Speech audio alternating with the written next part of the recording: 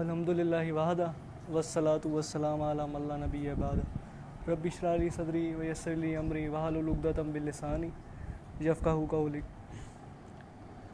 السلام علیکم، امید ہے آپ تمام بھائی خیریت سے ہوں گے اور لاک ڈاؤن اور چھٹیوں کو انجوائے کر رہے ہوں گے، آن لائن کلاسز کو بھی انجوائے کر رہے ہوں گے، بلکہ کلاسز تو ختم ہو گئی ہیں بی جے ڈی والوں کی، اب کل پیپر ہے فائنل کا۔ اللہ تعالیٰ آسانی والا معاملہ کرے، تو اللہ تعالیٰ آسانی والا معاملہ کرے۔ اب یہ جو آج کا ہمارا ٹاپک ہے یا آج کا جو ہمارا مقام ہے وہ ہم نے لیا ہے سورہ فرقان سے۔ یہ سورہ فرقان کا آخری رکوع ہے اور سورہ فرقان کی آخری آیات ہیں، جس میں یہ بہت اہم اور خوبصورت مقام ہے، جس میں ایک بندہ مومن کی شخصیت کے بارے میں بتایا گیا ہے، ایک کمپلیٹ شخصیت، ایک تکمیل شدہ شخصیت، جس نے اپنی شخصیت ہے اس کو بنا لیا ہے، ایک دل آویز شخصیت۔ جیسے کہ اقبال نے کہا ہے نا، کہتے ہیں فرشتے دل آویز ہے مومن، حوروں کو یہ ہے شکایت کہ کم آمیز ہے مومن۔ فرشتے کہتے ہیں کہ دل آویز ہے مومن، اپنے نفس امارہ کے ہوتے ہوئے جو نفس اس کو بہکانے کے لیے موجود ہے، شیطان موجود ہے، لیکن اس نے اپنی شخصیت بنا لی، اللہ تعالیٰ کا بندہ بن گیا۔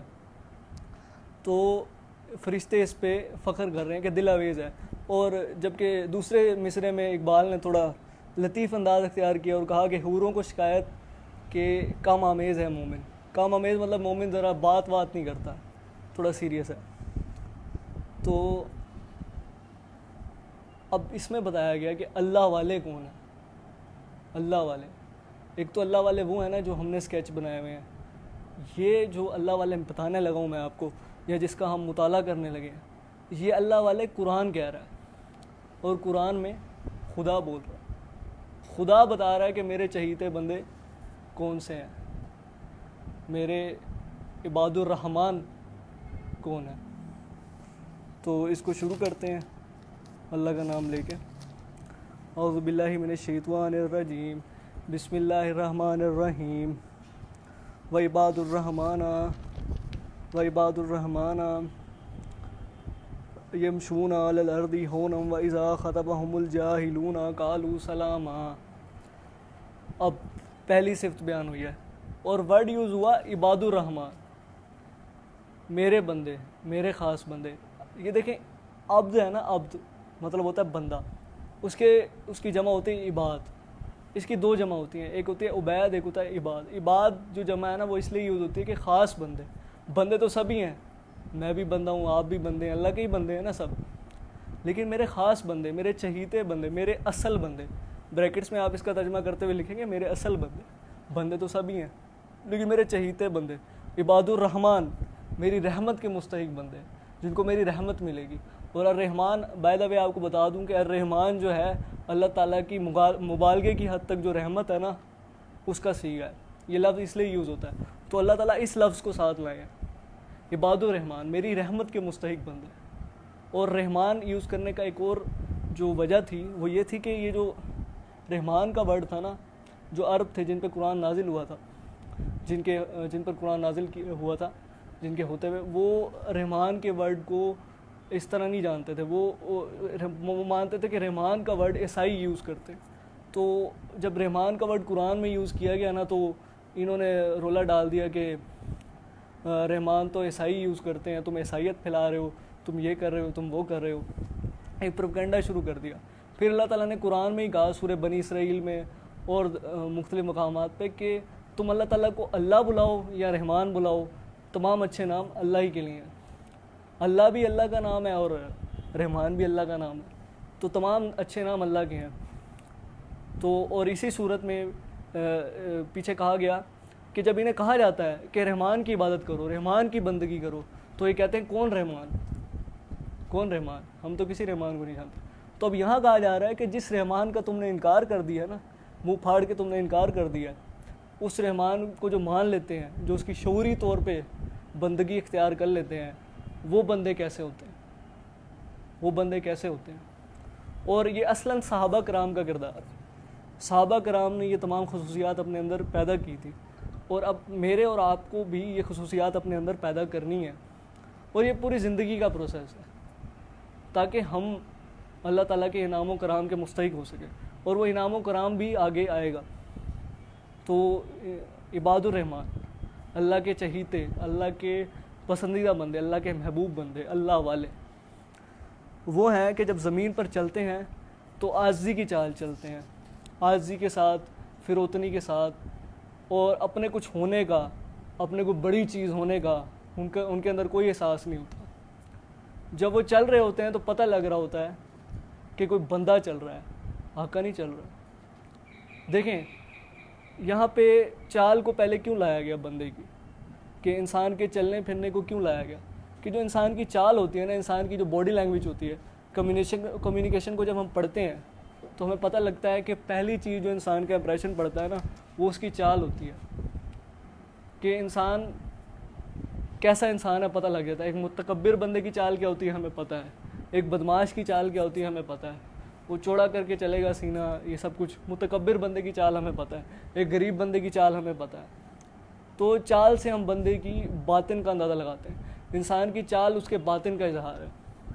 تو اس لیے پہلے یہاں پہ بتایا گیا کہ وہ جب زمین پر چلتے ہیں تو عاجزی کے ساتھ چلتے ہیں. انہیں ہر وقت یہ احساس رہتا ہے کہ جس زمین پہ میں چل رہا ہوں اور جس آسمان کے نیچے میں کھڑا ہوں وہ کسی کا بنایا ہوا ہے. میری جو زندگی ہے، یہ جہاں میں جو گین کرتا ہوں، یہ میری صلاحیتوں، میری کوششوں کا اس میں دخل نہیں ہے، یہ اللہ کی طرف سے ہے. کوئی ہے جو میری لائف کنٹرول کر رہا ہے، اور اگر کوئی دکھ، کوئی پریشانی، کوئی تکلیف آتی ہے وہ بھی اللہ کی طرف سے ہے.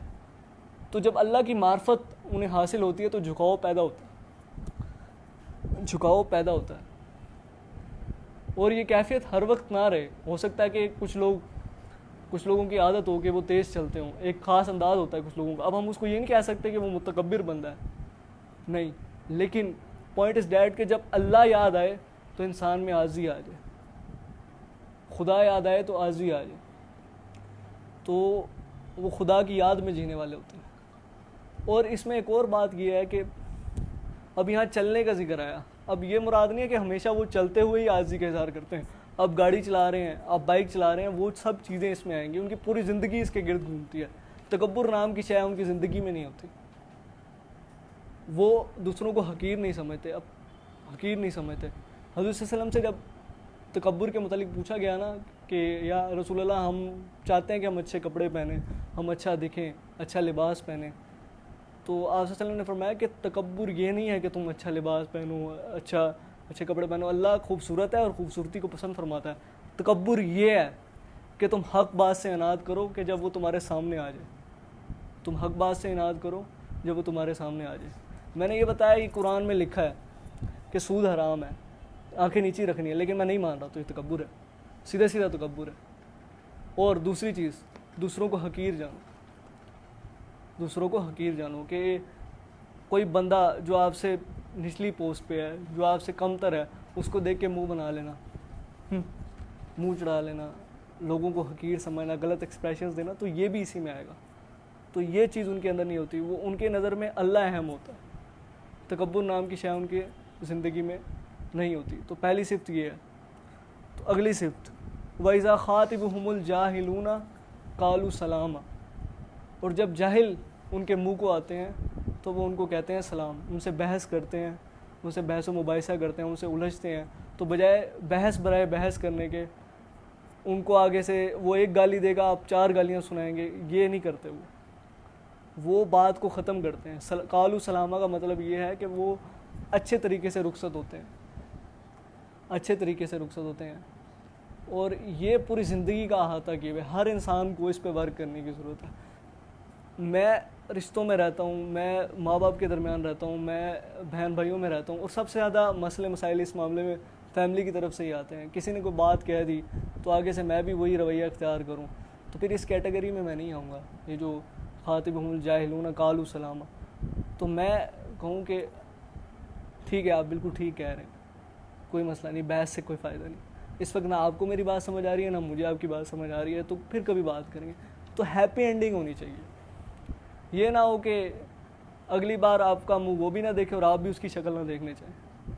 تو یہ تمام زندگی کے معاملات کا احاطہ کیے ہوئے. اینگر کنٹرول اسی کو تو کہتے ہیں کہ جب کوئی برا کرے آپ نے اس کے ساتھ اچھا کرنا ہے، سلام کر کے رخصت ہونا ہے. اینڈ آپ نے، اب ہمارے یہاں کیا ہوتا ہے، ہمارے یہاں یہی کہا جاتا ہے کہ کوئی برا کرے گا تو میں بھی اس کے ساتھ ڈبل برا کروں گا.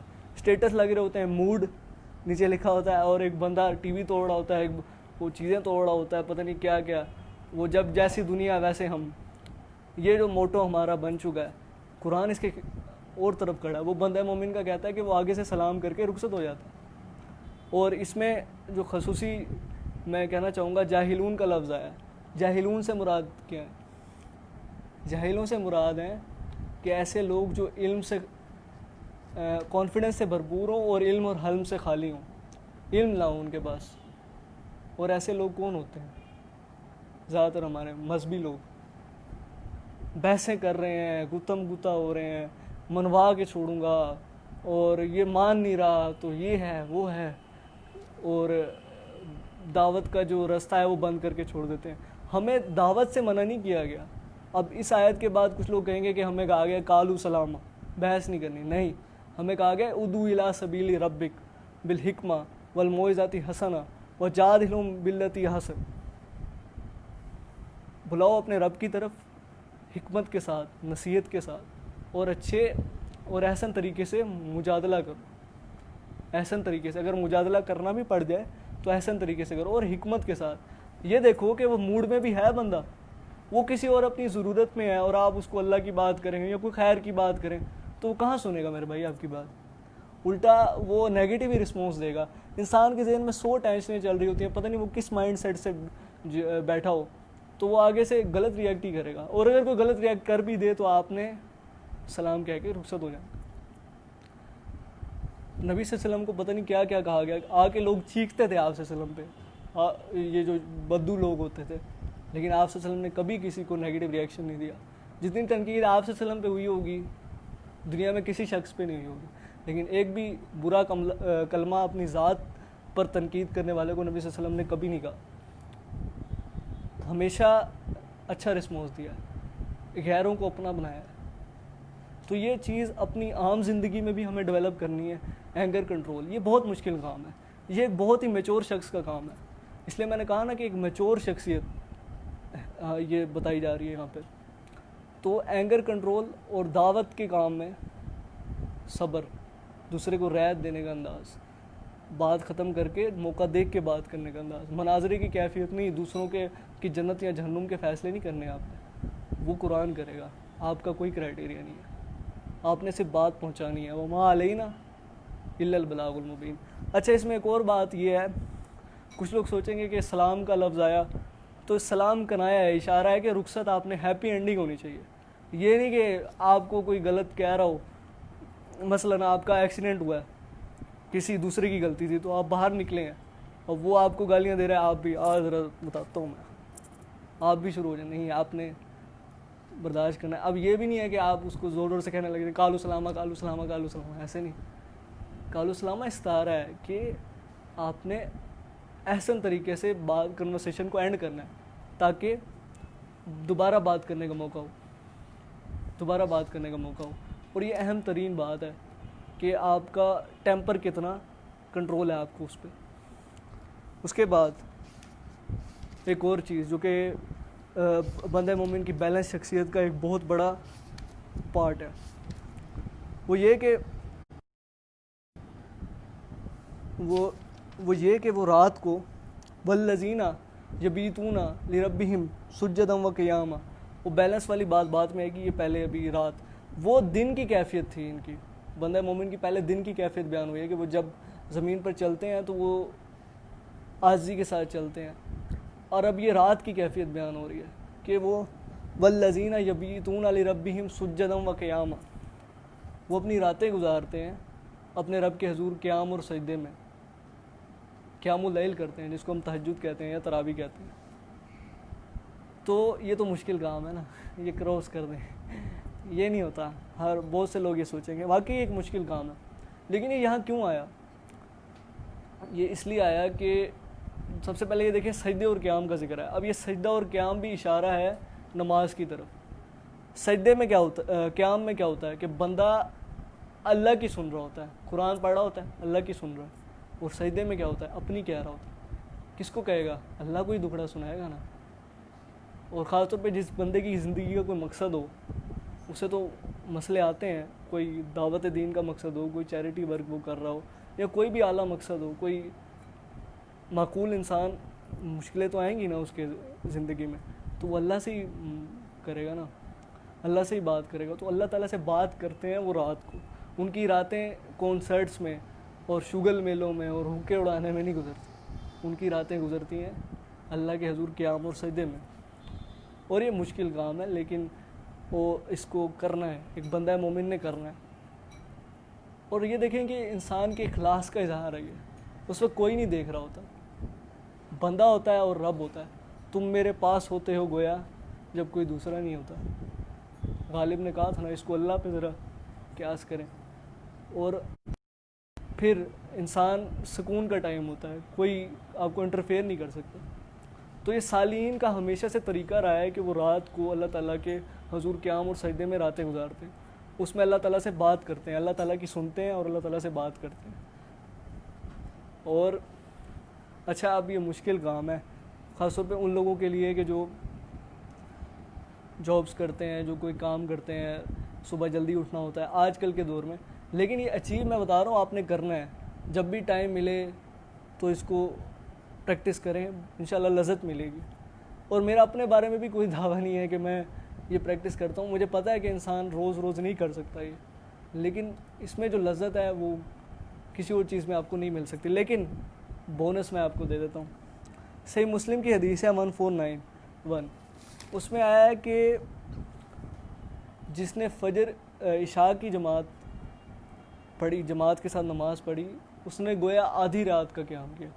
چلیں جی, آپ کو آدھی رات قیام کے ثواب یہیں پہ مل گیا اگر آپ عشاء جماعت کے ساتھ پڑھتے ہیں. اور دوسری, فجر کی نماز جس نے جماعت سے پڑھی اس نے باقی آدھی رات قیام کیا, تو ہو گیا نا پوری رات کا قیام. تو روز آپ قیام کا ثواب لے سکتے ہیں. لیکن وہی بات, جب آپ نے لذت لینی ہے, اللہ تعالیٰ سے بات کرنی ہے, تو آپ کو قیام اللیل کرنا چاہیے. لیکن یہ ان لوگوں کے لیے ہے کہ جو اپنی روزمرہ کی زندگی میں معاش کے سلسلے میں پہلے ہی بہت تگ و دو کر رہے ہیں, تو ان کے لیے یہ ایک شارٹ کٹ ہے. میرے جیسے اسٹوڈنٹس کے لیے نہیں, جو رات کو آج کل حقوں میں اور ایک دوسرے کے ساتھ فضول چیٹنگ میں, فیس بک کی سکرولنگ میں, ان کو اس پہ ذرا نظر ثانی کرنی چاہیے کہ اللہ تعالیٰ سے اپنا ریلیشن استوار کریں. اور رات کا ٹائم اس میں سب سے بہترین ہے, جب اللہ کوئی نہیں ہوتا, آپ ہوتے ہیں اور اللہ ہوتا ہے. اچھا, اس کے بعد جو چیز آ رہی ہے آگے, وہ دعائیں کیا کرتے ہیں, ان کی دعائیں کیا ہوتی ہیں, اللہ سے اس تعلق کے باوجود ان کی دعائیں کیا ہوتی ہیں. یہ وہ لوگ ہیں, والذین یقولون ربنا اصرف عنا عذاب جہنم, یہ وہ لوگ ہیں کہ جو جہنم کے عذاب سے پناہ مانگتے ہیں, اے اللہ ہم کو جہنم کے عذاب سے بچا لے. ان عذابہ کان غراما, بے شک جہنم کا عذاب تو چمڑ جانے والی شے ہے, گلے کو چمڑ جانے والی شے ہے, گلے کا پھندا ہے. اب دیکھیں ذرا عاجزی کا لیول چیک کریں. اپنا اس عبادت کے باوجود, اللہ تعالیٰ سے اس تعلق کے باوجود, انہیں اپنی عبادت کا کوئی زوم نہیں ہے, وہ پھر بھی جہنم سے پناہ مانگ رہے ہیں, جہنم سے پناہ مانگ رہے ہیں. انہیں اس بات کا کوئی گھمنڈ نہیں ہے کہ ہم عبادت کے زور پہ جنت حاصل کر لیں گے, نہیں, وہ اللہ کے عذاب سے پناہ مانگ رہے ہیں. اور دوسری چیز جو بہت اہم ہے ہم لوگوں کے لیے, وہ یہ کہ ہماری دعائیں کیا ہوتی ہیں. یا اللہ میرا کان, میرا ناک, میری جاب, میری اسائنمنٹ, میرا پیپر دنیا سے شروع ہوتے ہیں اور دنیا پہ ختم ہوتے ہیں, جبکہ یہ لوگ اللہ کے بندے, اللہ والے کہہ رہے ہیں کہ جہنم کے عذاب سے ہمیں پناہ دے دے, جہنم کے عذاب سے بچا لے. بے شک جہنم کا عذاب تو چمڑ جانے والی شے ہے. دیکھیں جو بندہ مومن ہوتا ہے نا, اس کی زندگی کا مرکز آخرت ہوتا ہے, اس کی نظر آخرت پہ ہوتی ہے. اس کے لیے جو جنت اور جہنم زندگی کا سب سے بڑا مسئلہ ہے, تو اس کی دعائیں بھی یہیں سے شروع ہوتی ہیں اور یہیں پہ ختم ہوتی ہیں. اور صحابہ کرام وہ قرآن کے پڑھنے والے تھے, قرآن ان کے سامنے نازل ہو رہا تھا, اور قرآن میں جگہ جگہ جنت اور جہنم کے تذکرے تھے, ابدی فلاح کے ذکر تھے, اور ہمیشہ کی جہنم کے تذکرے تھے. تو ان کی دعائیں یہ ہونی ہی ہونی تھی. تو ہمیں بھی اپنے اندر آخرت کی سینس ڈیولپ کرنے کی ضرورت ہے. دنیا بھی اللہ سے ہی مانگیں گے, میں یہ نہیں کہہ رہا کہ آپ دنیا نہ مانگیں, کوئی گناہ والی بات ہے نہیں, دنیا بھی اللہ سے ہی مانگیں گے, لیکن الٹیمیٹ ٹارگٹ, الٹیمیٹ گول جہنم سے بچاؤ ہونا چاہیے, جہنم سے بچاؤ. اور جس کا عذاب گلے کو چمٹ جانے والی شے ہے, کبھی ختم نہیں ہوگا, کبھی بھی ختم نہیں ہوگا. دنیا کی کوئی تکلیف آتی ہے نا تو وہ ختم ہو جاتی ہے, یا ختم نہیں بھی ہوتی تو ہم ایڈجسٹ کر جاتے ہیں, بڑی سے بڑی تکلیف. لیکن یہ ایسی تکلیف ہے کہ جو گلے کو چمٹ جائے گی اور کبھی ختم نہیں ہوگی. سب سے بڑا آخر کا مسئلہ یہ ہے کہ یہ تو فائدہ ہے نا کہ اس کا جو جزا ہے وہ ہمیشہ رہنے والی ہے, لیکن جو اس کی سزا ہے وہ کبھی ختم نہیں ہوگی. موت مانگے گا انسان کو, موت نہیں ملے گی. ہزاروں موتیں مانگو, 1000 دفعہ موت مانگو, موت نہیں آئے گی. اسی صورت میں پیچھے آیا سورۃ فرقان میں. تو انہا ساعت مستقرم و مقامہ, یہ بڑی اہم بات ہے کہ جہنم تھوڑی دیر رہنے کے لیے, ساعت کا مطلب ہے کہ تھوڑی دیر رہنے, ساعت کا مطلب ہے کہ ہمیشہ رہنے والی جگہ, اور مقامہ کا مطلب ہے انہا ساعت مستقرم و مقامہ, مقامہ تھوڑی دیر رہنے کے لیے جگہ. تو جہنم ہمیشہ رہنے کے لیے بھی اور تھوڑی دیر رہنے کے لیے بھی بہت بری جگہ, بہت بری جگہ. یہ کیا ہے, ہمیشہ رہنے کے لیے تو سمجھ میں آتا ہے نا کہ بری جگہ ہے, کیونکہ وہاں موت نہیں آئے گی, ہمیشہ عذاب ہوتا رہے گا. تھوڑی دیر رہنے کے لیے کیوں بری جگہ ہے؟ وہ اس لیے کہ عذاب میں اللہ تعالیٰ ورائٹی دیتے رہیں گے, بولے اعوذ باللہ تعالیٰ, ورائٹی آتی رہے گی. کبھی آپ کو کافی ہاؤس سے گرم کھولتا ہوا پانی پلایا جائے گا, کبھی آپ کو فرشتے جا کے جوتے لگائیں گے, کبھی کانٹوں کا ڈنر ہوگا. تو عذاب میں ورائٹی آتی رہے گی. تو تھوڑی دیر رہنے کے لیے بھی جہنم بری جگہ ہے. اللہم اجرنا من النار, اللہم اجرنا من النار. اللہ تعالیٰ ہم سب کو بچائے, لیکن اس سے بچاؤ کے لیے ہمیں خود ایفرٹ کرنی پڑے گی. ایسے خالی دعاؤں سے تو کچھ نہیں ہوگا نا. لیکن پناہ بھی ہم نے مانگنی ہے, جیسے کہ یہ بندہ مومن مانگ رہا ہے اپنی اتنی ساری عبادتوں کے باوجود. تو ہمیشہ رہنے کے لیے بھی اور تھوڑی دیر کے لیے بھی جہنم بہت بری جگہ ہے. تو اس کے بعد والذین اذا انفقوا لم یسرفوا ولم یقتروا وکان بین ذلک قواما. اور جب وہ خرچ کرتے ہیں تو وہ نہ اسراف کرتے ہیں, نہ ضرورت سے زیادہ خرچ کرتے ہیں, اور نہ بخل کرتے ہیں, بلکہ ان کا خرچ دونوں انتہاؤں کے درمیان رہتا ہے. اب یہ کیا ہے؟ یہ ایک بیلنس پرسنالٹی ہے, ایک خوبصورتی ہے انسانی شخصیت کی کہ وہ بیلنس میں رہے خرچ کے معاملے میں. کیونکہ اگر دونوں صورتوں میں انسان دوسروں پہ خرچ نہیں کر سکے گا. اگر وہ زیادہ خرچ کرتا ہے, ہر اللہ تللے پہ خرچ کرتا ہے, تو وہ دوسروں کے خرچ کرنے کے لیے کچھ بچے گا ہی نہیں. اور اگر وہ اپنی ضروریات پہ بھی ہاتھ تنگ رکھتا ہے تو دوسروں پہ کے لیے پیسہ نہیں نکلے گا اس کی جیب سے.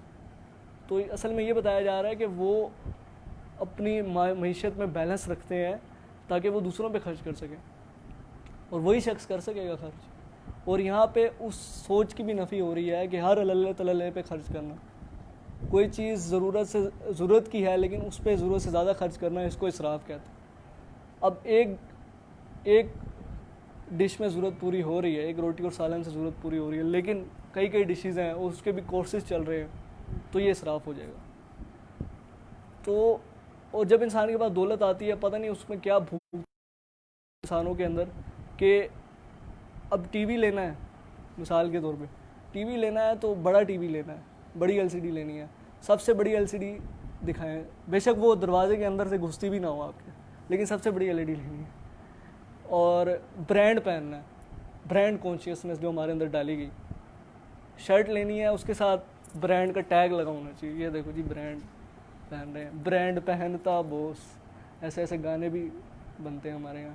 تو برانڈ کانشیسنس جو ہمارے اندر یہ ڈالی گئی, مٹیریلسٹک تھنکنگ, حل من مزید الہاکم التکاثر حتی زرتم المقابر, بے شک تمہیں غافل کر دیا زیادہ کی طلب میں, حتیٰ کہ تم نے قبریں جا دیکھی. صحیح بخاری مسلم کی حدیث ہے کہ اگر انسان کے پاس مال کی 2 وادیاں ہوں نا تو دونوں کو خرچ کر دے گا اور تیسری کی بھی خواہش کرے گا. اور ایسے شخص کی جو پیٹ کی آگ ہے نا وہ قبر کی مٹی بجھا سکتی ہے. تو زیادہ کی خواہش, ایک گاڑی لے لی ہے تو جب اگلا ماڈل آئے گا تو اگلی گاڑی بھی لینی ہے. جو موٹر سائیکل والا ہے وہ گاڑی کے پیچھے بھاگ رہا ہے, گاڑی والا نئی گاڑی کے پیچھے بھاگ رہا ہے, تو زیادہ سے زیادہ کی طلب. تو اس صورتحال کی نفی کی گئی ہے. اس سے بندہ مینٹل پریشر میں بھی رہتا ہے ایک معیار زندگی بلند کرنے کی دوڑ لگی رہتی ہے. لیکن یہ جو بندہ بیلنس رکھے گا اس چیز کو, اسے یہ سیٹسفیکشن بھی ہوگی کہ میری اپنی ضروریات بھی پوری ہو رہی ہیں, سیٹسفائی رہے گا وہ, اور دوسروں پہ خرچ کرنے سے جو خوشی ملتی ہے, اور سب سے بڑی بات اللہ راضی ہوتا ہے, تو وہ خرچ کرنے میں بیلنس اختیار کرتے ہیں, اعتدال پہ قائم رہتے ہیں. اس کے بعد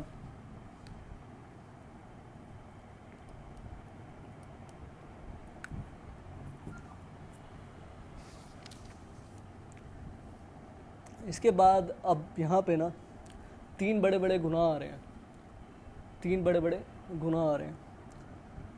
والذین لا یدعون مع اللہ الہا آخر ولا یقتلون النفس التی حرم اللہ الا بالحق ولا یزنون ومن یفعل ذلک یلقا اثاما.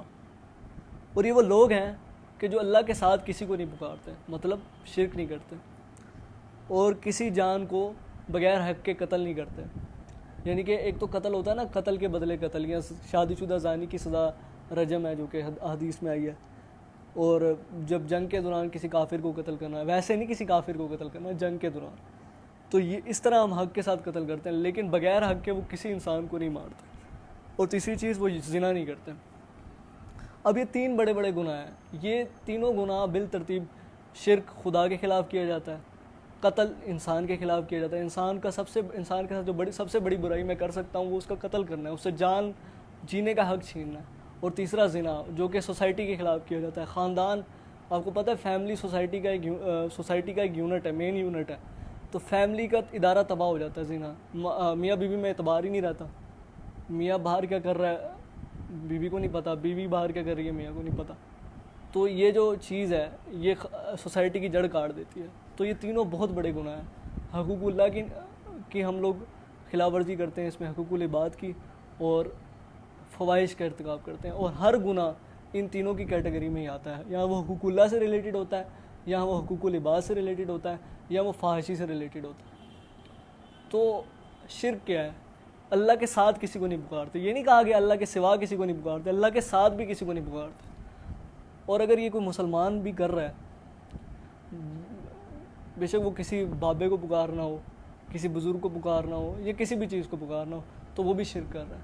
اور اس دور میں سب سے بڑا شرک جو میں سمجھتا ہوں مجھے سمجھ آئی ہے, وہ یہ ہے کہ انسان نے اپنی خواہش نفس کو اپنا خدا بنا لیا. اسی صورت میں سورہ فرقان کے اندر آیت نمبر 30 میں آیا کہ اے نبی, کیا تم نے اس شخص کو دیکھا جس نے اپنی خواہش نفس کو اپنا خدا بنا لیا؟ کیا تم اس شخص کو ہدایت پہ لانے کا ذمہ لے سکتے ہو؟ اگر میں صبح فجر کے لیے نہیں اٹھ رہا, اللہ تعالیٰ ہم سب کو توفیق دے, تو میں نے اپنی خواہش نفس کو اپنا خدا بنا لی.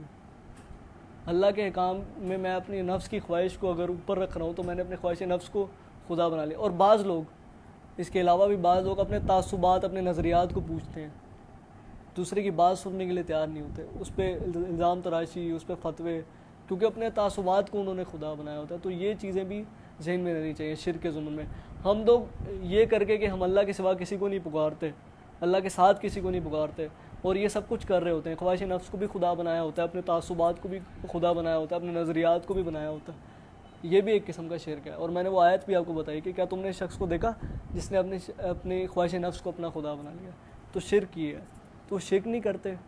اور دوسری چیز, انسان کو قتل نہیں کرتے مگر حق کے ساتھ, بغیر حق کے کسی کو قتل نہیں کرتے. سورہ مائدہ کی آیت جو آپ سب نے سنی ہوگی کہ ایک انسان کو قتل کرنا اس طرح ہے کہ جیسے تم نے پوری انسانیت کو قتل کر دیا. کیونکہ قتل یہ ہے کہ آپ کسی سے جینے کا حق چھین رہے ہیں, اس کی جان, مال, آبرو آپ نے اپنے لیے حلال کر لیا. تو یہ بہت بڑا گناہ ہے قتل. اور زنا ولا یزنون, وہ زنا نہیں کرتے. اب یہاں یہ بات سمجھ لیجیے, یہ بہت اہم ہے. زنا ہم میں سے کوئی نہیں کرتا, معاشرے کے پریشر کی وجہ سے ہم میں سے زنا کوئی نہیں کرتا. لیکن یہ یوتھ سے میں کہوں گا کہ جو حضرت وسلم کی ایک حدیث ہے کہ آنکھ کا زنا دیکھنا ہے, کان کا زنا سننا ہے, بری باتیں سننا, اور زبان کا زنا فاحش گوئی کرنا ہے.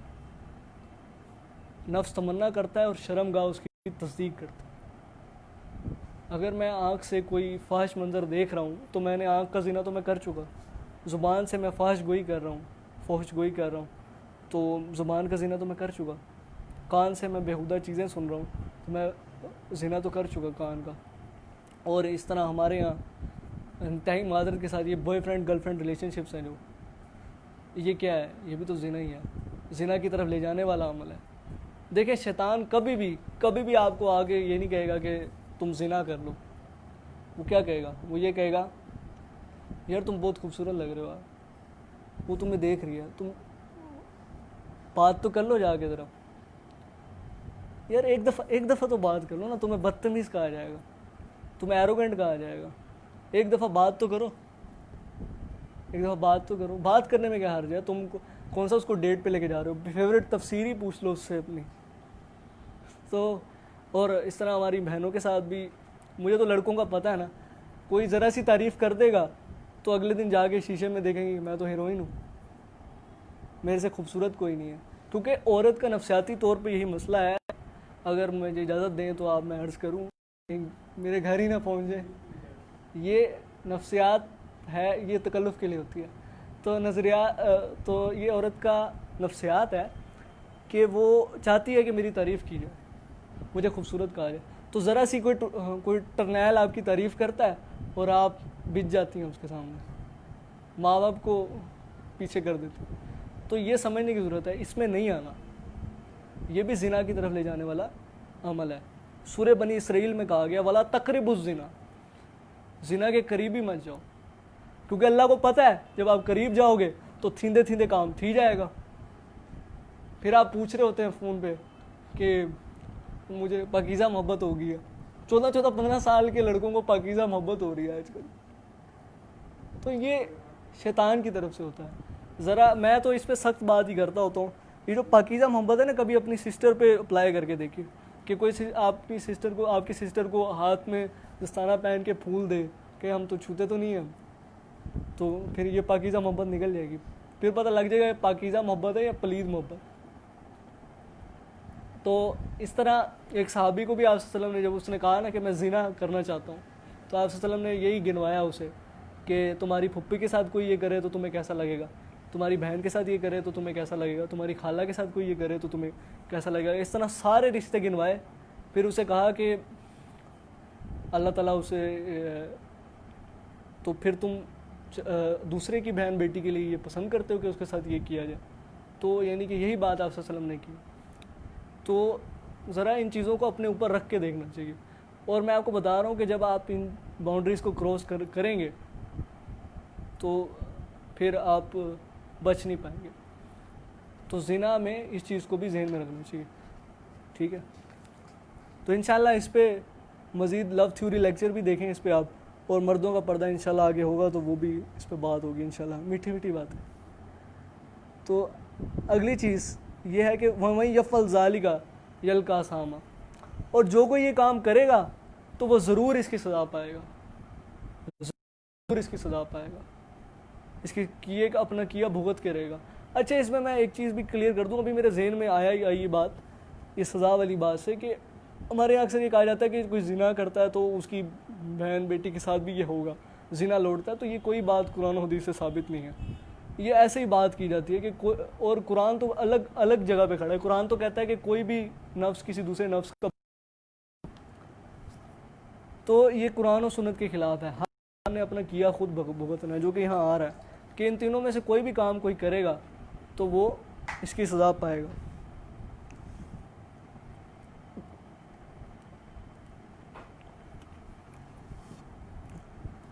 یضاعف لہ العذاب یوم القیامہ ویخلد فیہ مہانا، اور اس کے عذاب میں روز بروز اضافہ ہوتا جائے گا اور وہ اس میں ہمیشہ پڑا رہے گا ذلت کے ساتھ. روز بروز اضافہ ہوتا چلا جائے گا. اس کا مطلب یہ ہے کہ ختم ہونے کی کوئی راستہ نہیں ہے، نو وے، ہمیشہ. اور دوسری چیز کیا فرمائے گی کہ ہمیشہ رہے گا عذاب. وہ بات کی تھی نا کہ دنیا کی مصیبت چلی جاتی ہے لیکن آخرت کی مصیبت کا مسئلہ یہ ہے کہ یہ ہمیشہ رہے گی. اور پلس یہ ہے کہ ذلت کے ساتھ. اہل جنت دیکھ رہے ہوں گے اور آپ کو عذاب ہو رہا ہوگا، فلاں حضرت صاحب تھے، اتنے ان کے مرید تھے، فلاں بندہ تھا فیس بک پہ درس دیتا تھا، لیکن جا رہے ہیں صاحب جہنم میں. تو یہ ذلت کا مقام ہے، ذلت کا مقام ہے. کتنی بندے کو ضلالت ہوگی. اللہ تعالیٰ ہم سب کو بچائے اس سے. اللہم اجرنا من النار، اللہم اجرنا من النار. لیکن ذلت الگ سے. اور نفسیاتی طور پہ بھی انسان کا جب مطالعہ کیا گیا تو سب سے جو انسان کو چیز لگتی ہے نا جا کے، وہ یہ ہے کہ اس کو ذلیل نہ کیا جائے. اس کی بےزتی نہ ہو. وہ اپنی عزت نفس کی تسکین چاہتا ہے, لیکن وہاں عذاب بھی ہمیشہ دیا جائے گا, سزا بھی ضرور ملے گی, اور ذلیل بھی کیا جائے گا. 3 چیزیں اکٹھی ہوگی. ان تینوں گناہ کا اتنا بڑا وہ ہے. تو اللہ تعالیٰ ہمیں ان گناہوں سے بھی بچائے, اور ان گناہوں کی طرف لے جانے والی چیزوں سے بھی بچائے ہم سب کو, اور اللہ تعالیٰ ہمارے لیے آسانی والا معاملہ کرے آخرت میں. اچھا, اب یہ سننے کے بعد کچھ لوگ کہیں گے یار اب تو درس چھوڑو, یہ جو بعد میں دیکھیں گے وہ بھی یہ بند کر دیں گے, چھوڑو ہم نے تو اتنے گناہ کیے ہیں, اب کچھ نہیں ہو سکتا. شیطان انہیں آگے کہا بھائی تیرا کوئی نہیں ہے, مسجد میں تو کیا کر رہا ہے, تو نے تو جانا ہی جہنم میں. خاص طور پہ وہ لوگ کے جن کو میں نے یوتھ ہماری boy friend girl friend meeting والی, وہ تو کہے گی اب تو فارغ ہم نے تو اتنے گناہ کیے, ہمیں تو جہنم ملے گی. لیکن یہاں ایک دروازہ کھولا جا رہا ہے, ایک امید, ایک ہوپ. دیکھیں میں کہتا ہوتا ہوں کہ نا قرآن بیلنس پہ کھڑا ہے. قرآن اگر کوئی عذاب کی بات کرتا ہے ساتھ ہی وہ اس کو بیلنس بھی کرتا ہے. ہم جیسے دائی شاید لوگوں کو مایوس کر دیں, لیکن قرآن مایوس نہیں کرتا. قرآن بیلنس پہ کھڑا ہے. یہاں دیکھیں بیلنس اور امید. الا من تاب و آمن و عمل صالحا, لیکن ان سب گناہوں کے باوجود اگر کوئی توبہ کرے, اللہ کی طرف پلٹ آئے اور پھر ایمان لائے, کیونکہ جب انسان گناہ کرتا ہے تو ایمان اس سے رخصت ہو جاتا ہے, ایمان نہیں رہتا. یہ کیسے ہو سکتا ہے کہ زنا بھی ہو رہا ہے اور ایمان بھی ہو؟ وہ حدیث بھی ہے کہ کوئی زانی حالت ایمان میں زنا نہیں کرتا, کوئی چور حالت ایمان میں چوری نہیں کرتا. تو تجدید ایمان کرے, توبہ کرے اور عمل درست کرے. خالی یہ نہیں کہ توبہ کی تسبیح ہو رہی ہے استغفر اللہ استغفر اللہ استغفر اللہ استغفر اللہ, اور چیٹنگ بھی چل رہی ہے, اور سود پہ کاروبار بھی چل رہا ہے. سود کے بغیر تو کاروبار چلتا نہیں ہے, اس سے بات کی بنا دل نہیں لگتا. تو یہ ہے کہ عمل درست کرنا ہے, اور توبہ یہ ایک عظیم ترین نعمت ہے, عظیم ترین. اس پہ ہمیں توجہ کرنی چاہیے. ہمارے مبلغین, ہمارے اسپیکرز بعض اوقات لوگوں کو نا امید کر دیتے ہیں, اور دوسری انتہا یہ ہے کہ لوگوں کو زیادہ توبہ کی امید دلا کے گناہ پہ ابھارتے ہیں. تو یہاں بیلنس کیا گیا کہ بے شک تم سے گناہ ہوئے ہیں, بے شک ہوئے ہیں, لیکن پلٹ آؤ. یار اللہ بہانے ڈھونڈ رہا ہے کہ کسی طرح بندہ پلٹ آئے. یہ ہم بندے ہیں جو اللہ کی طرف نہیں پلٹتے, اللہ تو بہانے ڈھونڈتا ہے. اور اس کے بعد اور توبہ کی شرائط میں آپ کو بتا دیتا ہوں کہ توبہ کی جائے, ارادہ ہو کہ اس گناہ کو چھوڑ دوں گا, ایک دفعہ پکا ارادہ ہو. پہلی بات شرمندگی ہو, اپنے گناہ پہ شرمندگی ہو. دوسری بات پکا ارادہ ہو کہ ایک دفعہ اس گناہ کو چھوڑ دوں گا. اور تیسرا یہ کہ پریکٹیکلی اس کو چھوڑ دیا جائے ایک دفعہ. تو یہ ہوگی توبۃ النصوح. تو پھر دیر کس بات کی ہے, توبہ کریں, عمل درست کریں اور اللہ کی طرف پلٹ آئیں. تو یہ توبہ بہت بہت عظیم نعمت ہے, اور اللہ اور بندے کے تعلق میں یہ انتہائی خوبصورت چیز ہے, اور اس پہ ہمیں توجہ کرنی چاہیے. یہ عظیم نعمت ہے جو ہمیں ملی ہوئی ہے. میں آپ کو بتاؤں یہ نہیں ہے, توبہ کا کنسیپٹ ایسے نہیں ہے جیسے کہ قرآن میں بیان ہوا ہے, اور کئی احادیث ہیں اس پہ. جامع ترمذی کی حدیث ہے, تمام بنی آدم خطا کار ہیں, اور خطا کاروں میں بہترین وہ ہیں کہ جو توبہ کرتے ہیں. تمام بنی آدم خطا کار ہیں. اور ایک اور ابن ماجہ کی حدیث ہے کہ گناہ کے بعد توبہ کرنے والا ایسا ہی ہے کہ جیسے اس نے گناہ کیا ہی نہ ہو. Clean sheet. اور اس حدیث سے بڑی بات یہاں بیان ہو رہی ہے کہ پھر آگے بیان ہو رہا ہے کہ وہ توبہ کرے اور عمل کو درست کرے اپنے. فَأُولَٰئِکَ يُبَدِّلُ اللَّهُ سَیِّئَاتِہِمْ حَسَنَات, تو اللہ تعالیٰ اس کے گناہوں کو نیکیوں سے بدل دے گا. سبحان اللہ, کتنی بڑی بات ہے یہ, گناہوں کو نیکیوں سے بدل دے گا. یعنی کہ اگر آپ کے پاس اتنا بڑا پہاڑ ہے گناہوں کا, تو اللہ تعالیٰ اس کو نیکیوں سے بدل دے گا. جو نامہ اعمال میں گناہ درج ہوئے تھے ان کو مٹا دیا جائے گا, ان کی جگہ نیکیاں لکھ دی جائے گی کہ اس گناہ کی وجہ سے یہ بندہ میرے تک پہنچا ہے. یا اس کے بعد جو آپ عمل درست کریں گے, اس کے بعد آپ جو نیکیاں کریں گے وہ اس گناہ کے بعد ہی ہوں گی نا, تو گناہ نیکیوں سے بدل دیں گے. اب شیطان آگے آپ کو یہ پٹی نہ پڑھائے کہ چلو یہ تو اچھی اسکیم مل گئی ہے, جا کے گناہ کیے جائیں بڑے بڑے, پھر توبہ کر لیں گے, اور جتنا بڑا گناہ ہے اتنی بڑی نیکی آ جائے گی. تو یہ بھی نہیں کرنا ہے کہ توبہ کر کے آپ نیکی کریں. اور یہ بھی بات ذہن میں آ سکتی ہے کہ توبہ تو ان لوگوں کے لیے جو یہ بڑے بڑے گناہ کریں, زنا, شرک اور قتل.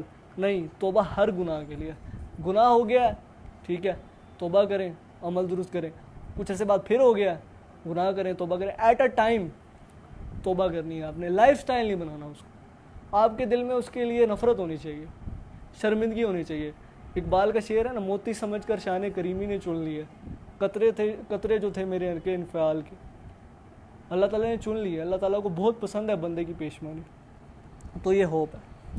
ومن تاب وعمل صالحا فإنہ یتوب الی اللہ متابا. اور جو کوئی, اب دیکھیں رپیٹ کیا اللہ نے, اور جو کوئی بھی جس طرح کا بھی گناہ اس نے کیا ہو یا جتنے بڑے گناہ اس نے کیے ہوں, توبہ کرتا ہے, وہ در حقیقت اللہ کی طرف ہی پلٹتا ہے. اور یہ وہ دربار ہے کہ جہاں سے لوگوں کو دھتکارا نہیں جاتا, لوگوں کو اس کے گناہ یاد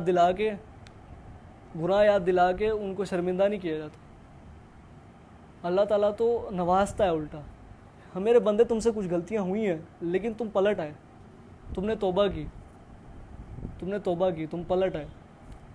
تو یہ جو توبہ ہے, میں بار بار کہہ رہا ہوں کیونکہ یہ کانسیپٹ مجھے پرسنلی بہت پسند ہے, اور ہر بندے کو اس کی کوشش کرنی چاہیے. توبہ کا جو تعلق ہے اللہ تعالیٰ سے استوار رکھنا چاہیے.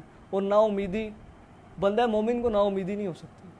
اصل میں یہ قرآن سے نا واقفیت ہے ہماری کہ ہم نا امیدی کی طرف جا رہے ہیں. میں نے آپ کو بتایا قرآن بیلنس کرتا ہے. ابھی اتنے بڑے عذاب کی بات ہو رہی ہے, ہمیشہ کے عذاب کی اور ڈبل عذاب کی, اور اگلی آیت میں توبہ کر کے اس کو بیلنس کیا گیا. اور سب سے بڑی بات یہ کی گئی کہ گناہ نیکیوں سے بدل دیں گے. وہ یار اس سے بڑی بات اب کیا ہو سکتی ہے؟ تو گو ایہڈ, ابھی توبہ کریں. ابھی گناہ ہو گئے, کوئی بات نہیں, میرے سے بھی ہوئے ہیں, آپ سے بھی ہوئے ہیں, سب سے ہوئے ہیں. کلو بنی آدم خطاؤن, ہر بنی آدم خطا کار ہے, لیکن خطا کاروں میں سب سے بہترین وہ ہے جو توبہ کرنے والا. تو توبہ. اب اگلی صفت بیان ہو رہی ہے یہ توبہ اور گناہ کا کنسیپٹ دینے کے بعد. والذین لا یشہدون الزور واذا مروا باللغو مروا کراما. اور وہ لوگ ہیں جو کسی باطل کام میں شریک نہیں ہوتے, اپنی شرکت بھی کسی باطل کام میں پسند نہیں کرتے. دیکھیں دنیا جو ہے نا, دنیا اللہ تعالیٰ نے باطل اور حق کی جنگ کے طور پہ بنائی ہے. اس میں کچھ لوگ باطل کی طرف ہوتے ہیں, کچھ حق کی طرف ہوتے ہیں. اب جو بندہ مومن ہے, اللہ والا ہے, وہ کبھی بھی باطل میں شامل نہیں ہوتا, اس میں اپنی موجودگی, اس کو دیکھنا بھی گوارا نہیں کرتا. اور باطل کیا ہے؟ یہ جھوٹی گواہی بھی ہو سکتی ہے, کسی کے خلاف جھوٹا پروپیگنڈا بھی ہو سکتا ہے.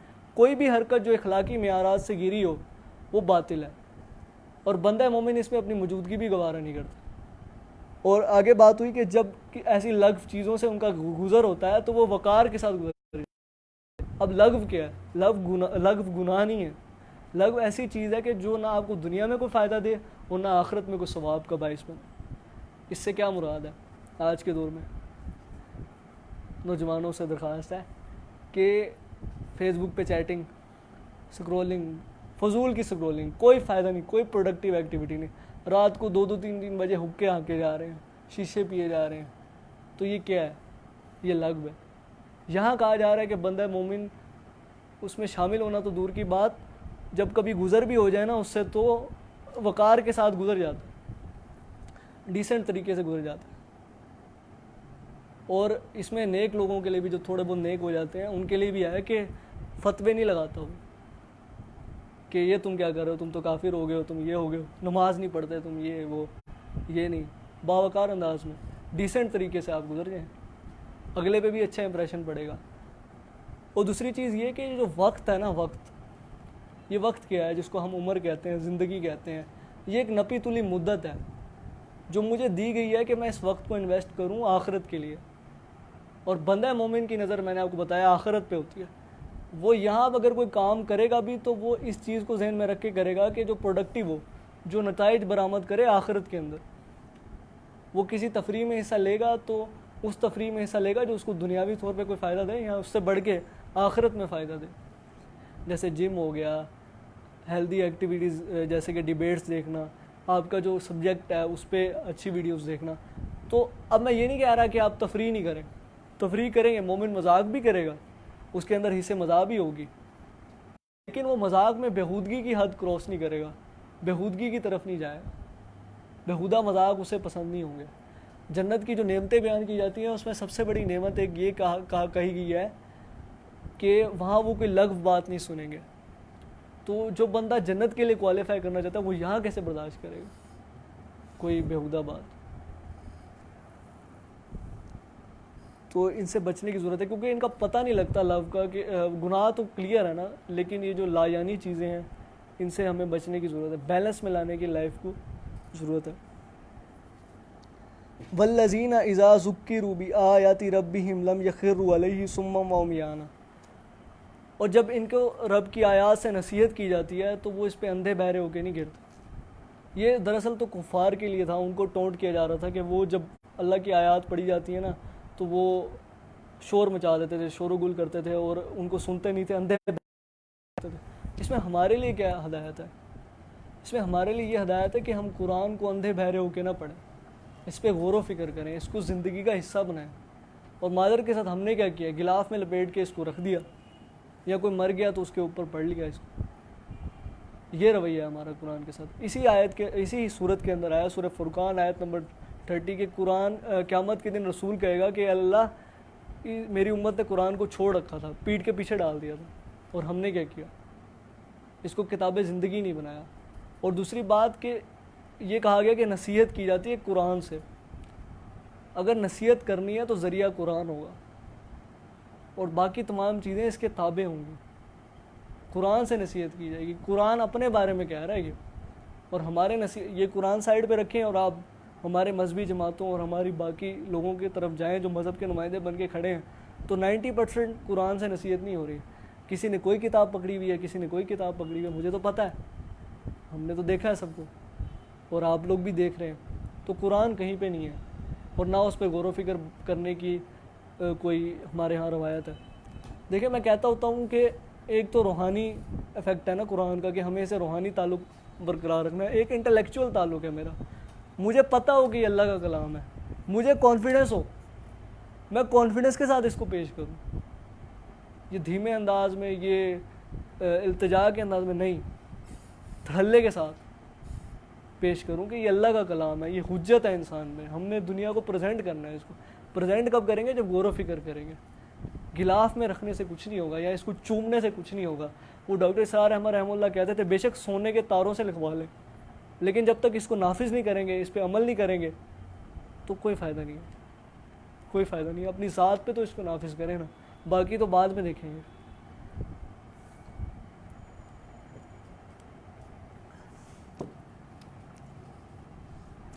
تو قرآن ان کی نصیحت کا ذریعہ ہوتا ہے، اور قرآن پہ وہ غور و فکر کرتے ہیں، اس پہ اندھے بہرے ہو کے نہیں گرتے۔ اچھا جی، اب اگلی ایک اور دعا آ رہی ہے ان کی، والذین یقولون ربنا ھب لنا من ازواجنا وذریاتنا قرۃ اعین واجعلنا للمتقین اماما۔ اور یہ وہ لوگ ہیں کہ جو دعا کرتے ہیں کہ اے ہمارے رب، ہمیں اپنی طرف سے ہبہ کر، اپنی طرف سے گفٹ کر۔ یا حبلنا یوز ہوا ہے، آتینا یوز نہیں ہوا، حبلنا مطلب گفٹ کر، اسپیشل گفٹ۔ اپنی اولاد اور اپنی بیویوں اور اپنی اولاد میں آنکھوں کی ٹھنڈک دے، ان کو دیکھ کے ہماری آنکھیں ٹھنڈی ہوں، اور ہمیں متقیوں کا امام بنا، وجعلنا للمتقین اماما، اور ہمیں متقیوں کا امام بنا۔ دیکھیں، ایک جو خدا پرست ہوتا ہے نا، ایک جو عام آدمی ہوتا ہے، اس کو یہ ہوتا ہے کہ مرنے کے بعد، میرے مرنے کے بعد اولاد کا کیا بنے گا، اور ایک خدا پرست یہ سوچتا ہے کہ اولاد کے مرنے کے بعد اولاد کا کیا بنے گا۔ تو وہ خود نیک نہیں ہوتا، صرف وہ اولاد کی بھی تربیت کرتا ہے۔ اولاد کی جنت اور جہنم اس کے لیے سب سے بڑا مسئلہ ہوتی ہے۔ قرآن میں کہا گیا، 2 بار کہا گیا، سورہ تحریم اور سورہ بقرہ کے اندر، اے ایمان والو بچاؤ اپنے آپ کو اور اپنے گھر والوں کو اس آگ سے جس کا ایندھن پتھر اور انسان ہوں گے۔ تو بندہ مومن کی نظر اولاد کی تربیت پہ ہوتی ہے، وہ اولاد کو نیک اور صالح بنانے کی کوشش کرتا ہے، نتیجہ اللہ کے ہاتھ میں ہے۔ دیکھیں نا، حضرت نوح علیہ السلام کے 4 بیٹوں میں سے 3 صالح نکلے اور 1 ان کے سامنے غرق ہوا۔ تو انسان صرف کوشش کر سکتا ہے، لیکن انسان کو کوشش کرنی ہے۔ انسان کی اندرونی شخصیت کا جو اظہار ہوتا ہے نا، وہ یہی ہے کہ وہ اپنی اولاد کو کیا بنا رہا ہے۔ بے شک اس نے جبے کبے داڑیاں شاڑیاں رکھی ہوئی ہیں، لیکن اولاد کی تربیت وہ اس طرح کر رہا ہے کہ کوئی دین کا کوئی علم نہیں ہے، علم ہے بھی تو صرف دنیا کے لیے ہے، بس اس نے ایک ظاہری لبادہ اوڑھا ہوا ہے۔ تو انسان کی جو تقویٰ نیکی کا اصل جو مظہر ہے نا، وہ یہ ہے کہ وہ اپنی اولاد کو کیا بنا رہا ہے، وہ کوشش کیا کر رہا ہے، اس کا ویلیو سٹرکچر کیا ہے۔ اور اس میں ایک اور بات میں 2 منٹ لوں گا وہ یہ کہ یہ تو آخرت کے پوائنٹ آف ویو سے تھا نا، دنیا کے پوائنٹ آف ویو سے بھی اس میں ایک بات کی گئی کہ آنکھوں کی ٹھنڈک دے ہمیں اولاد اور بیویوں میں. اور معذرت کے ساتھ ہمارے یہاں آنکھوں کی ٹھنڈک نہیں بنتا، ہمارے یہاں فساد بنتا ہے فیملی میں. فیملیز کے اندر جو آج کل ہم دیکھ رہے ہیں فیملی کرائسس. نعمان علی خان کہتے ہیں کہ میں پوری دنیا میں پھرا ہوں، جو امت مسلمہ کا سب سے بڑا مسئلہ ہے نا، وہ پولیٹیکل کرائسس نہیں ہے، وہ اکنامک کرائسس نہیں ہے، وہ کوئی اور بڑا کرائسس نہیں ہے، وہ یہ ہے کہ فیملی کرائسس سے ہم گزر رہے ہیں. کمیونیکیشن گیپ ہے والدین اور اولاد کے درمیان، بات کرنی نہیں آتی پیرنٹس کو بچوں کے ساتھ، اور بچے کمیونیکیٹ نہیں کر پا رہے. دیکھیں وہ جو پچھلی جنریشن تھی نا، ہم سے پچھلی جنریشن، وہ زور پہ مان جاتی تھی، وہ مطلب انہیں ہم زور کے یعنی کہ نماز پڑھا سکتے تھے غصے کے طور پہ. اب اگر میں اپنے بچے کو، میرے ڈر سے وہ نماز پڑھ لیتا ہے، لیکن جب میں نہیں ہوں گا تو وہ اس نماز کو چھوڑ دے گا. تو ہمیں اپنے بچوں کی اگر دینی تربیت بھی کرنی ہے تو انٹلیکچوئل لیول پہ جا کے کرنی ہے، تاکہ وہ خود دین کو اختیار کریں شعوری طور پہ، کسی ڈنڈے کے زور پہ نہیں. تو اور اگر ہم نے یہ نہ کیا تو ہم اگلی جنریشن کو کھو دیں گے، کیونکہ یہ جو دور ہے یہ ریشنل دور ہے، ریزننگ کا دور ہے. آپ زور پہ نہیں منوا سکتے اس بار. اور پھر پیرنٹس شکایت کر رہے ہوتے ہیں کہ بچے ہم سے بات نہیں کرتے، جب وہ بڑے ہو جاتے ہیں ہم سے کمیونیکیٹ نہیں کر پاتے. بچپن میں ہی وہ کمیونیکیشن گیپ آپ نے خود رکھا ہے. آپ گھر آتے ہیں، آپ ٹی وی لگا کے بیٹھ جاتے ہیں، بچوں سے بات نہیں کرتے. میں آپ کو بتاتا ہوں کہ جو ویڈیو گیم میرا بیٹا کھیلتا ہے نا، یا آپ کا بیٹا کھیلتا ہے، آپ کو اس میں ماسٹر کرنا پڑے گا، آپ کو اس کے ساتھ کھیلنا پڑے گا. بچوں کو آپ نے اتھارٹی رکھنی ہے، لیکن اتھارٹی وتھ فرینڈ شپ، دوست بننا ہے اپنے بچوں کا، تاکہ وہ آپ کی آنکھوں کی ٹھنڈک بنے، آپ کے ساتھ چیزیں شیئر کر سکیں. تو اور اب یہ اس کا مطلب یہ بھی نہیں ہے جا کے آپ اپنے والدین کو سمجھانے لگے، نہیں. ہم میں سے ہر کسی نے، یوتھ نے آگے جا کے کچھ عرصے میں والدین ہم نے بننا ہے. تو ہم نے ایسی جنریشن ریس کرنی ہے کہ جو ہماری دوست ہو، جو دین پہ عمل بھی کرے تو انٹلیکچوئل طریقے سے، ڈنڈے کے زور پہ نہیں. اور پھر ہم متقیوں کے امام بنیں گے. اللہ تعالیٰ ہمیں اپنی اولاد کے ساتھ پھر وہ کرے گا. اور انسان دیکھیں اپنے عمل جنت میں نہیں جا سکتا، جنت کے زیادہ بلند درجے نہیں پا سکتا. تو اگر اولاد نیک نکلے گی، اور اگر میرا جو اولاد ہے وہ میرے سے اونچے درجے پہ ہے اور میں بھی جنت میں پہنچ گیا ہوں، تو اللہ تعالیٰ قرآن میں کہتا ہے کہ اولاد کو والدین کے ساتھ کر دیا جائے گا، ان کا درجہ بھی بڑھا دیا جائے گا اولاد کی وجہ سے. اور اگر والد اوپر ہے اور اولاد نیچے ہے تو اولاد کو ان کے درجے کے برابر کر دیا جائے گا. تو یہ کتنی بڑی نعمت ہے. تو ہمیں اللہ تعالیٰ متقیوں کا امام بنائے اور آنکھوں کی ٹھنڈک بنائے. تو برداشت پیدا کریں اپنے اندر، اور بچوں کو اس طریقے پہ ریز کریں کہ وہ آپ کے دوست بنیں، نہ کہ آپ کو ایک ہیڈ ماسٹر ڈنڈا لے کے جو کھڑا ہے اس کی طرح سمجھیں. یہ بہت ضروری ہے. پیرنٹنگ پہ الگ سے والدین کی تربیت بھی ہونی چاہیے. بچوں کی تربیت تو کرنی ہے، لیکن والدین کی تربیت بھی انتہائی معذرت کے ساتھ ہمارے معاشرے میں بہت ضروری ہے. اور وہ اپنی جگہ موجود ہے، اولاد نے بھی والدین کا احترام کرنا ہے، وہ اپنی جگہ موجود رہے گا. تو یہ تھا جی فیملی کرائسس جو میں نے اس پہ ڈسکس کرنا تھا. اب یہ جو لوگ ہیں، یہ جو بندہ مومن ہے، جو زمین پہ عاجزی کے ساتھ چلتا ہے، لوگوں اینگر کنٹرول کرتا ہے، اپنا غصہ کنٹرول کرتا ہے، جاہلوں کو سلام کر کے رخصت ہو جاتا ہے، اور خرچ میں اعتدال رکھتا ہے، راتوں کو اللہ سے مانگتا ہے، اور گناہوں سے بچتا ہے، اور لغویات سے دور رہتا ہے. اب اس کو بدلہ کیا ملے گا؟ اب بدلہ یہاں آ رہا ہے.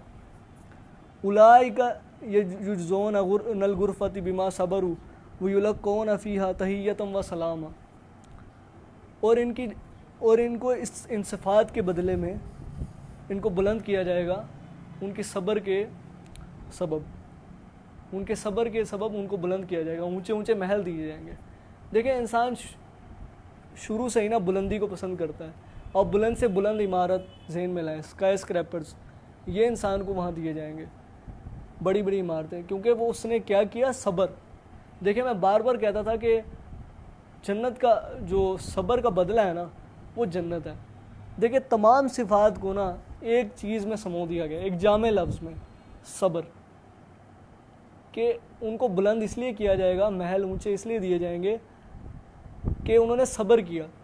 یہ تمام صفات آپ دیکھ لیں، ان سب کو اختیار کرنے میں آپ کو صبر کرنا پڑے گا، یعنی کہ اللہ کی اطاعت پہ آپ کو صبر کرنا پڑے گا، گناہوں سے بچنے کے لیے آپ کو صبر کرنا پڑے گا، دنیا پہ صبر کرنا پڑے گا۔ جب آپ اللہ کی اطاعت کریں گے تو دنیا میں آپ پیچھے رہیں گے، تو دنیا پہ آپ کو صبر کرنا پڑے گا۔ گناہ سے بچنے کے لیے آپ کو صبر کرنا پڑے گا، موقع ہے، محل ہے، کوئی بھی نہیں ہے تو گناہ آپ کر سکتے ہیں، ٹی وی انٹرنیٹ پہ کچھ بھی دیکھ سکتے ہیں، لیکن آپ بچتے ہیں تو یہ صبر ہے۔ اللہ تعالیٰ کی اطاعت پہ صبر کرنا پڑے گا، تو پوری زندگی بندہ مومن کی صبر سے عبارت ہے۔ اس لیے یہاں کہا گیا کہ صبر کا بدلہ جنت ہے، صبر کا بدلہ جنت ہے، بلند کیا جائے گا ان لوگوں کو ان کے صبر کے سبب۔ وَلَيُلَقُّونَ فِيهَا تَحِيَّةً وَسَلَامًا، اور ان سے فرشتے ملاقات کریں گے سلام اور استقبال کے ساتھ، ویل ڈن، تم نے اچھا کام کیا۔ جیسے ہم کسی 5 اسٹار ہوٹل میں جاتے ہیں نا تو ہمارا استقبال کیا جاتا ہے، بے شک ہم نے وہاں صرف 2 دن رہنا ہو، اب یہاں تو پوری زندگی رہنا ہے، یہاں ان کو اپریشیٹ کیا جائے گا، ان کو کہا جائے گا تم نے اچھا کام کیا، جاب ویل ڈن۔ اس کے بعد خالدین فیہا، اور اس میں ہمیشہ رہیں گے۔ دیکھیں جنت کے لیے نا اس بندہ عاجز کو جو سب سے بڑی موٹیویشن لگتی ہے نا وہ یہی ہے کہ یہ ہمیشہ رہے گی۔ دنیا کی بڑی سے بڑی خوشی، بڑی سے بڑی راحت کبھی ختم ہو جائے گی، کبھی نہ کبھی ختم ہوگی، موت کے ساتھ ختم، لیکن جنت کی سب سے بڑی خوبی یہ ہے کہ یہ ہمیشہ رہے گی۔ اور اس کے بعد حسنت مستقرا و مقاما، اور یہ جنت ہمیشہ رہنے کے لیے بھی اور تھوڑی دیر رہنے کے لیے بھی بہت اچھی جگہ ہے، سائملٹینیس کنٹراسٹ۔ وہاں کہا گیا تھا کہ جہنم ہمیشہ رہنے کے لیے اور تھوڑی دیر رہنے کے لیے بہت بری جگہ ہے، جبکہ جنت ہمیشہ رہنے کے لیے بھی اور تھوڑی دیر رہنے کے لیے بھی بہت بری جگہ، بہت اچھی جگہ ہے، بہت اچھی جگہ۔ تو ہمیشہ رہنے کے لیے تو سمجھ آتا ہے کہ اچھی جگہ ہے، اللہ تعالیٰ کی نعمتیں ہم پہ ہوں گی، سب کچھ ہوگا، لیکن تھوڑی دیر کے لیے بھی اچھی جگہ، وہ کیسے کہ ایک طرح کا مزہ نہیں ہوگا وہاں پہ، ہمیشہ ورائٹی آتی رہے گی۔ کبھی آپ ریسٹورنٹ میں دوستوں کے ساتھ کھانا کھا رہے ہوں گے، کبھی آپ پاکیزہ شراب پی رہے ہوں گے، کبھی آپ گپے ہانک رہے ہوں گے، کبھی آپ سیر کر رہے ہوں گے، کبھی آپ مال میں شاپنگ کر رہے ہوں گے۔ تو ہاں بالکل یہ ہوگا۔ ہمارے یہاں یہ سمجھا جاتا ہے کہ جنت کی ایسی جگہ ہے جہاں پہ اللہ کا ورد ہو رہا ہوگا اور روحانیت ہی روحانیت، سب کچھ یہ ہوگا، یہ سمجھا جاتا ہے۔ ہوگی روحانیت بھی ہوگی، اللہ تعالیٰ کی رضا ہوگی، لیکن جنت بالکل اسی طرح ہوگی جو ہم دنیا میں بنانے کی کوشش کرتے ہیں۔ بھائی یہ جو وہ خدا جس نے مجھے دنیا کی چیزوں میں جو اٹریکشن رکھی ہے، عمارتوں میں، شراب میں، عورتوں میں، وہ خدا ایسا کیسے ہو سکتا ہے کہ جنت میں جہاں پہ تمام چیزیں ملیں گی مجھے یہ نہ دے؟ کیسے ہو سکتا ہے؟ تو جنت میں ورائٹی آتی رہے گی، ایک پھل کھائیں گے دوسرا پھل آ جائے گا، اور کبھی بھی نہ ختم ہونے والی نعمتوں کا سلسلہ جاری رہے گا۔ تو ہمیشہ رہنے کے لیے بھی اور تھوڑی دیر رہنے کے لیے بھی جنت بہت اچھی جگہ، تو اس جنت کے لیے کوشش کرنی چاہیے۔ قرآن میں آتا ہے کہ دوڑو اس جنت کی طرف جس کی وسعت زمین اور آسمان کے برابر ہے۔ تو یہ جنت انہی لوگوں کو ملے گی جو یہ صفات اپنے اندر پیدا کریں گے، جو عباد الرحمن ہوں گے، اللہ والے ہوں گے۔ اللہ تعالیٰ سے دعا ہے کہ یہ خصوصیات ہمیں اپنے اندر پیدا کرنے کی توفیق عطا فرمائے۔ یہ ساری نہیں تو کچھ خصوصیات تو ہمارے اندر ہوں نا۔ دیکھیں نعمان علی خان کہتے ہیں اس مقام پہ والذین کا لفظ یوز ہوا ہے۔ والذین کا مطلب ہے کہ ایک گروپس بیان ہوئے ہیں، کیٹیگریز بیان ہوئی ہیں، تو اگر آپ ایک کیٹیگری بھی کوالیفائی کر جاتے ہیں نا تو آپ اس عباد الرحمن کی کیٹیگری میں آ گئے۔ تو ابھی سے کوشش کریں اللہ والے بننے کی، اللہ کے چہیتے بننے کی، اللہ کے محبوب بندہ بننے کی۔ اللہ تعالیٰ ہم سب کو توفیق دے۔ اللہ سے دعا ہے کہ جو حق بات میں نے کی اللہ تعالیٰ اسے قبول فرمائے، اگر جس بات میں میرے منہ سے کوئی غلط بات نکل گئی تو اللہ تعالیٰ اسے ہمارے دلوں سے ہی محف کر دے۔ وآخر الدعوانا ان الحمد للہ رب العالمین۔